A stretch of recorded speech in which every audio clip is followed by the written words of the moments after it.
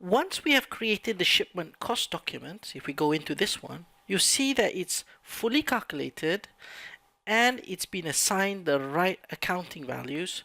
We can actually then settle it. If I were to go to the item here, right?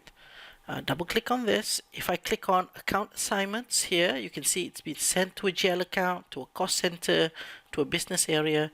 Everything has been done. We can now in effect settle it and pay the haulier. Yeah. Notice here how I have all of the information required to create a purchase order. And if we click on the shipment cost item here, everything has been correctly priced. So what I do is I click on this transfer button and I save it. And what the system actually does in the background is try to create the purchase order, create the service sheet, and post the invoice.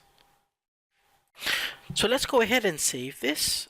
And we have an error here. Let's have a look what the log says.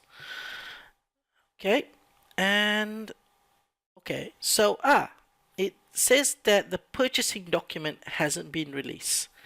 So let's take that. Most probably it has a release strategy. So let's go see if we can release it. I'm going to save the order. Okay. If I click on logistics, purchasing, purchase order, I'm going to individual release. I'm going to put in my document and I'm going to release it. Now, before I save this, you can see the invoice itself, right? The invoice is has a tax.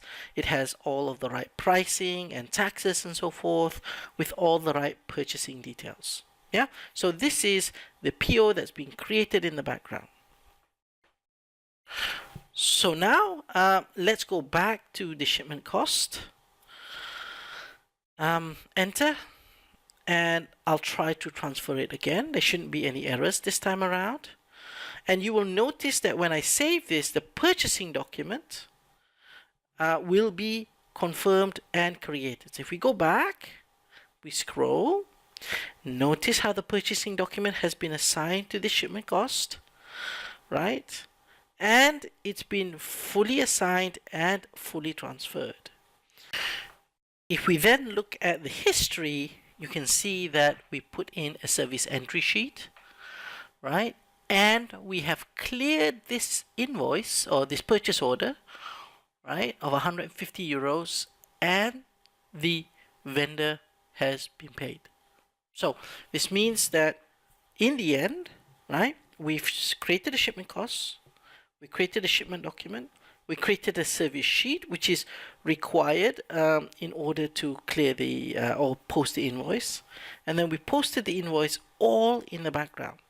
So this means that the haulier or the service agent will get paid based on their payment terms without any further interaction or intervention from the users. Yeah, so this is really where we have the benefit of ERS or shipment costs. Yeah, the benefit of having a shipment cost is to automatically calculate everything and then settle it without any intervention, especially, and it's very, very useful if we have lots and lots of shipments or shipment costs that we have to clear.